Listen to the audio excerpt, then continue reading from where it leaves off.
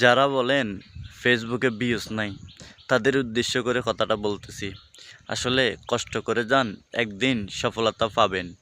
যেমন পেয়েছি আমি, স্ক্রিনে দেখেন, লক্ষ্য করে ছবিটা। এই সবগুলো মনিটাইজেশন আমি পেয়েছি অতি কষ্টে এবং অতি ধৈর্যের সাথে কাজ করতে করতে।